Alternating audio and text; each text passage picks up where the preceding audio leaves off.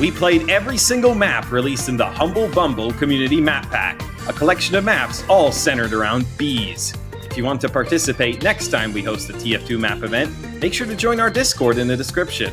So, without further ado, let's begin. First map we have is Alveare, whatever you want to call it. I think this is in like Italy or something. It is in fact set on the vast, beautiful coastline of Tuscany, Italy. That's wondrous because this is one of the prettiest maps I've ever seen. When I looked at the screenshots, I was like, oh my god, dude, the saturation is all the way up. Oh my god, it's gonna be so hard to see anything. But when you're actually in the game, it has that feeling of a seaside like vacation. I was pointing this out to you while we were playing. I was like, I feel like I'm on the beach. I feel like I'm on vacation, like playing this. And it's because it's just so pretty. It's got this little Italian aesthetic with like shrubs and like low grass and like brick buildings. And it's just so pretty. Also, there are bees there, kind of. You know, you have those little beehives outside the playable area. I can rant about how pretty this is all day, but how about how it plays? What do you think, Gazelle? This is like a simple OG, very classic map in the best way possible. It's a small map,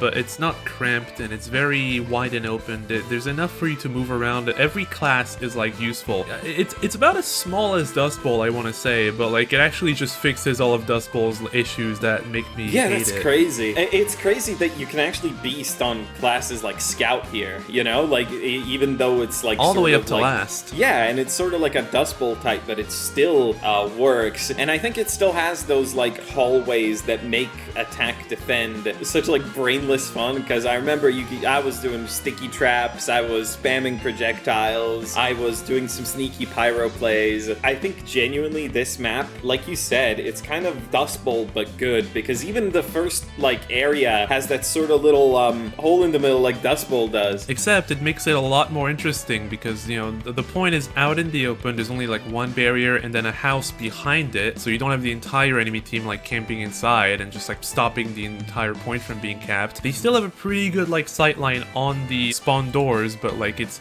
very well handled still, and they do make it more interesting by adding like a side path to the right that you can go into, and it's really cool. I didn't see a lot of people using it, but the option being there is like really useful still. You don't feel trapped despite how simple the map really is, and I don't know, it's super refreshing be able to play a little bit brainlessly and like be rewarded and have the game like not feel bad. Yeah, there wasn't a single point in playing this map where I was like, oh, you know, that was the map's fault, or oh, I wish this was better, or anything like that. And which is surprising, the last point on attack defend is always like hellish for blue, but here, like, not really. You have a lot of ways of engaging with the enemy, and it makes for these really fun engagements, because you can get snipes off with sniper, you can do some uber pushes, spam projectiles. It's got everything. One thing I will say, playing spy on this map was a bit of a nightmare for me. I don't know why. There was not enough space for me to like maneuver with my cloak, but you know, maybe that's a good thing. I don't know. Well, the areas where spy is effective are like very, very distinct and very specific. Like on first, you know, in the area when you walk all the way up to second, and there's this little set of like buildings and rooms you gotta go into, like we're clearly like meant to just sort of circle those rooms over and over. Stop getting trick stabbed.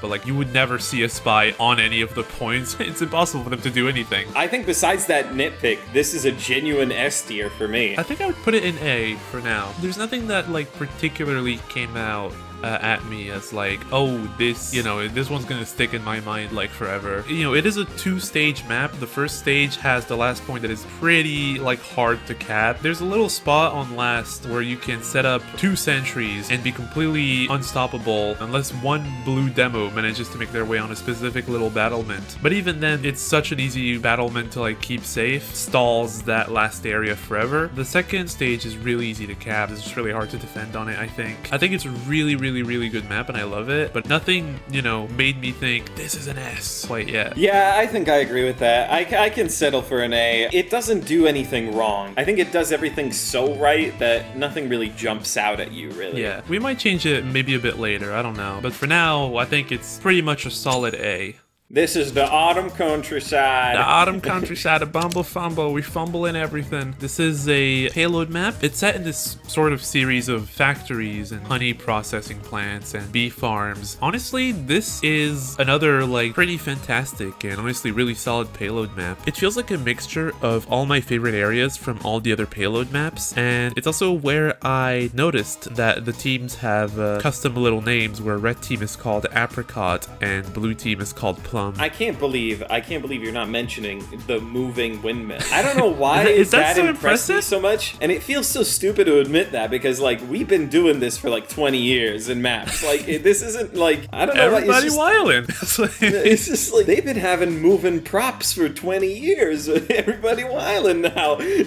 But I think it's just because it fit everything around it so nice, and I think it's a cool waypoint onto the map starts here. I will say that like for a payload map, this one is extremely fun to defend specifically. Something I really like is that the payload is constantly like near props or walls where like you can especially set up like sticky traps and stuff like that. It gives you a lot of room as a defender to sort of set up and get a lot of cheeky kills, and I think I really appreciated that. Yeah, it's got a great play feel to it. It's just a really fun layout to move around in. There's so many times where it felt almost more like a deathmatch than a payload game because there's just so many instances where like it's really easy for red to set up again in a really nice spot, but it's also still easy for blue to like take it down. Everything is paced so well that like red consistently has enough time to set up a good line of defense, and it's not gonna be too hard to like break it for blue if they know what they're doing. I will say though, like the game can get a little hard on the first stage. It's got that kind of spawn where like you can just like funnel projectiles in it forever, and we do have random crits on our server, so that was kind of other than that, really everywhere else just like felt really perfect, and it's just like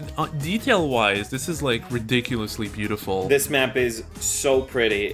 You're gonna hear this for every map, but I think the mountain range in the background, the fact that it's like it's like the gorge sort of mountain, but they had this like yellow hue to it that it just looks so pretty, and then you have the flower fields and you have like the windmills, and people have squeezed the visual like improvements out of TF2. It's like we've come as far as we can realistically go, but then in come these people and they find these sort of aesthetics that you haven't seen before that just work so well, that are just so cozy and pretty. I cannot praise it enough. There's just something specific about this aesthetic. It feels like more TF2 maps have done it, but like I can really only think of Brew and a couple other ones that I don't know the name of right now that are probably not in the game yet. This specific autumn feel is just like so fun, right? It's just really cool. Reminds me as well, like, you know, we get maps all the time now, like Phoenix as well, that we had like not too long ago, that just like it feels so insanely refreshing seeing something like that, but like all the pieces were there already. It's just about assembling them feels correctly. Like TF3. This is the kind of map they'd open like a Team Fortress 3 trailer to. Like, I'm sorry. Isn't like every time they do like a sequel to anything, they like make it at like sunset so it looks different? Or am I just like crazy? No, they do, because like Overwatch 2, they just like they just changed the time of all the maps, ruining like the point of like the lighting decisions on all of them,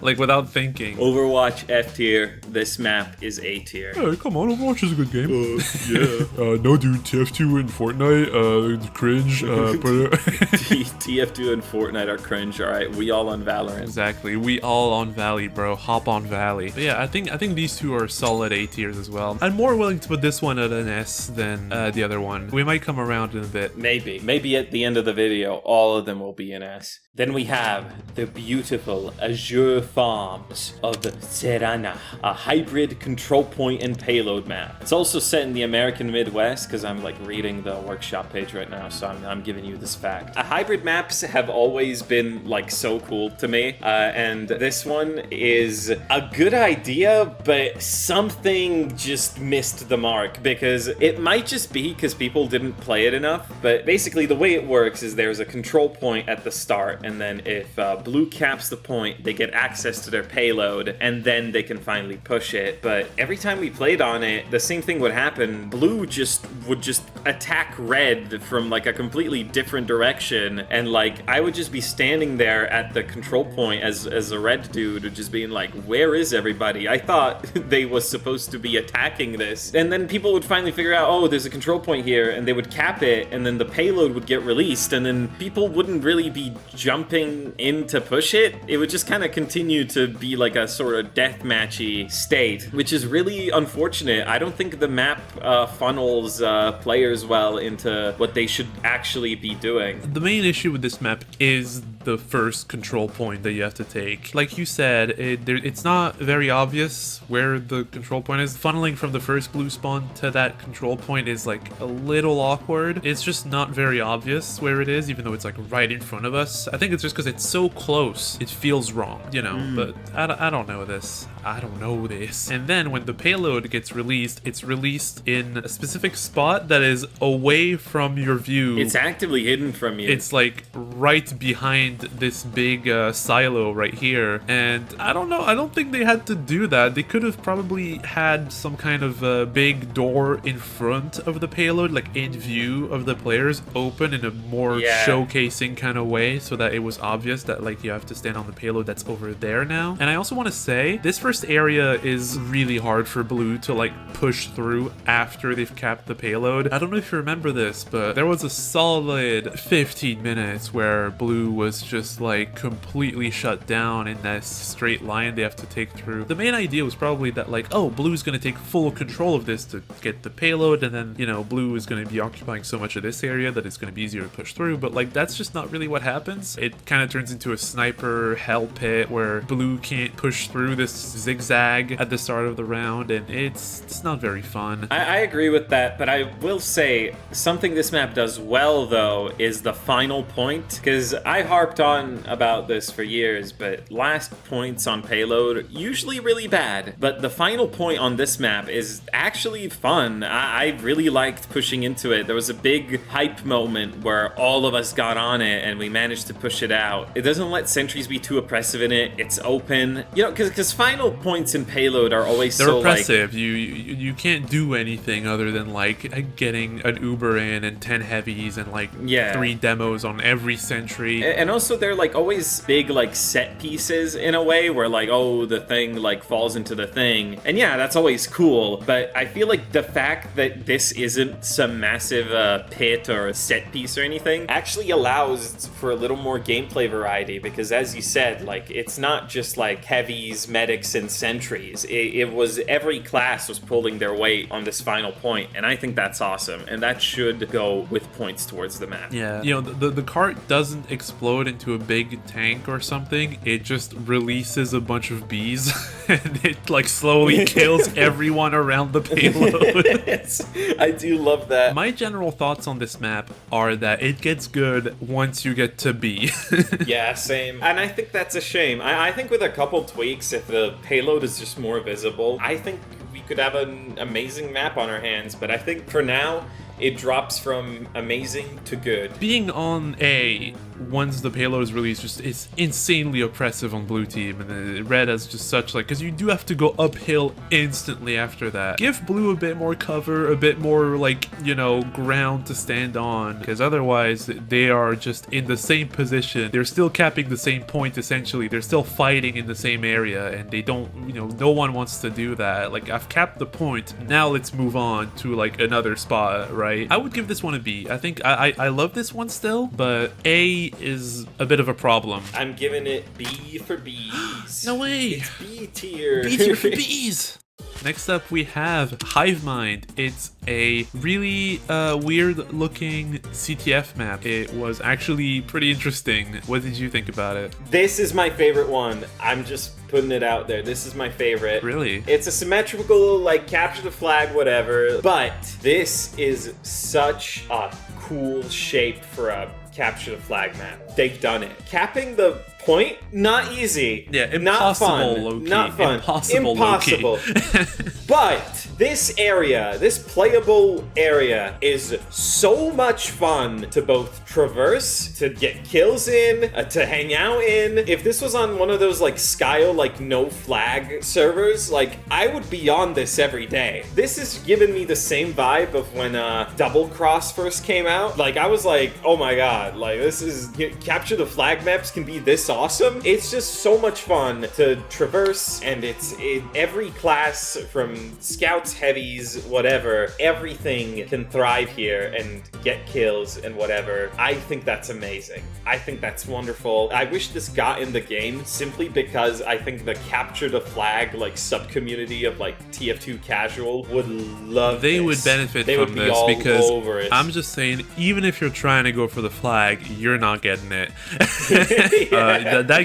This game will stall, but you're not gonna hate it because fighting on this is just so fucking satisfying. It's just a really, really good deathmatch. Sometimes I don't like it when a CTF map stalls. I like when it keeps going. You know, I like this. I like that map that they got in the game, Frost, I think is what it was called, Frosty, because that one is just like a big scout maze, and people would go for the flag, and it gets capped, and it's, you know, things happen in that one. But this one is like very lean towards just like constant fighting everywhere and big team pushes, and I think that's also equally as fun when it works out well. And on top of all of that, it's just as beautiful as the rest of the maps. Just everything we've said about all the maps so far, just copy paste it here. It's pretty, it plays well, and yeah, like that's it. I feel like do you have any? I will say the entire outside area I think is very pretty and very well made, and I love it. I mean, there's so many details, you know, even the little like greenhouses at the top of these buildings here, they're just so fun to look at. But once you get inside the bases, it just feels odd. I don't know how to say it. It's just kind of awkward. It feels like the level of detail drops a little bit. Yeah, and not the level of detail necessarily, but just like the choices and textures and whatnot. I love this like big blue carpet, you know, or red carpet on the other team with the like team name on it. It's really cute. I love all the plants that they have indoors and the lights. I love that like essentially you've got this like spawn at the bottom that has doors to right and left, and then to get to the intel faster as the enemy team, you can go above that spawn in a straight line and then access that room. It's fun, it's cool, and it turns out it worked pretty well. I also really like the weird, fucked up, gigantic beehive.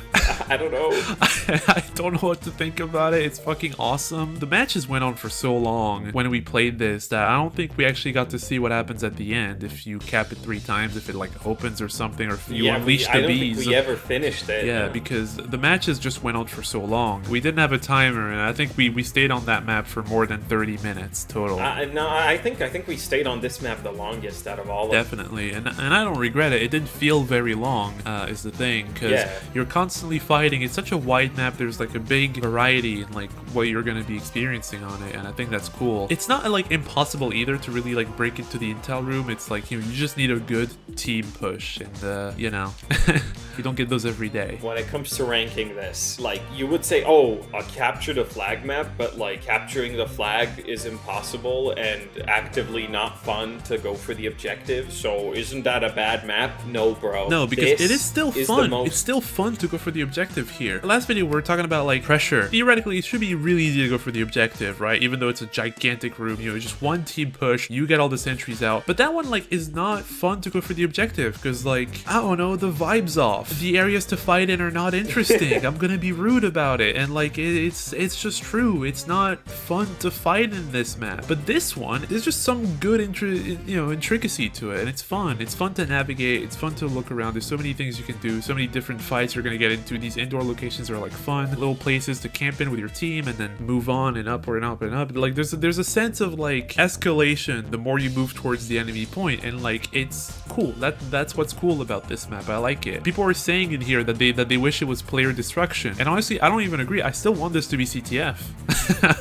even though all I do is kill, I still want this to be CTF. It's perfect. It's perfect as it is, and even if capping could theoretically be easier or more engaging or whatever, I don't care. This is an S tier for me. I think it's perfect.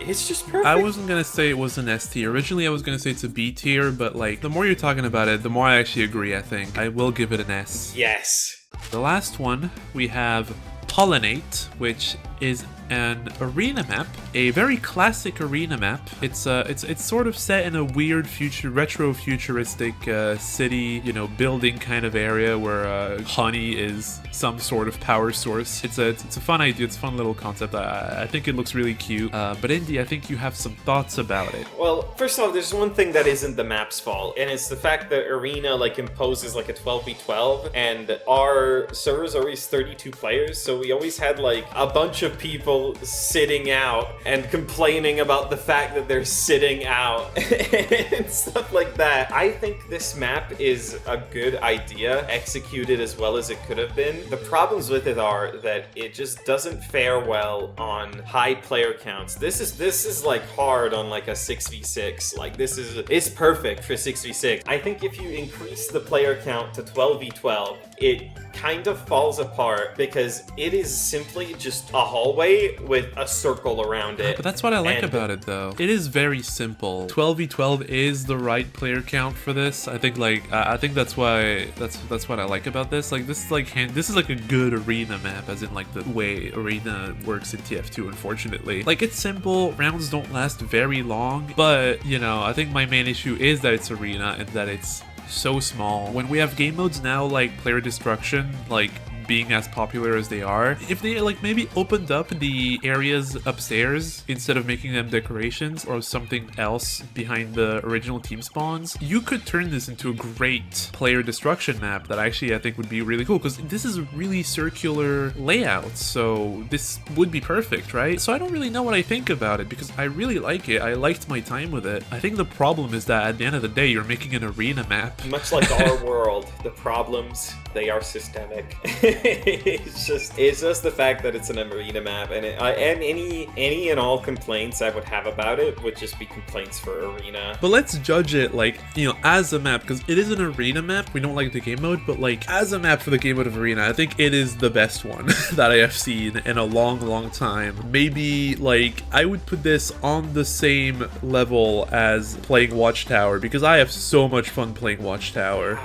I love Watchtowers so much. I think this is only slightly worse than my favorite two, Lumberyard and Watchtower. I think it's better than the rest of the arena maps that I've ever played, other than those two. It's so fun because as soon as you spawn, your team divides into 3 groups. You've got one group going left, one group going right, one group going to the top, and it's like, I don't know, it just creates like this cool, very short, fast-paced match. It just makes me wish that arena had more rounds before the game ended. That too. Again, it's just stuff that isn't the fault of the map itself. It's just what it is. There's really not that much to say about this map because it is so simple. It's just really pretty as well. The like skybox on the outside through the windows is like this like really cool city that you unfortunately only see from the spawns. So I don't know. I really like this map. I personally would give it an A if I try not to be biased by the fact that I just don't like arena mode as it is right now. I would put it in B's.